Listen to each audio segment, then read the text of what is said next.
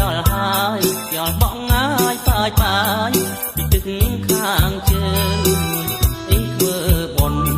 តែខិនភូមិយើងសង្សារមុំបងហើយប្រពៃណីសាសនាអើធ្វើបុណ្យតែខិនភូមិយើងសង្សារមុំ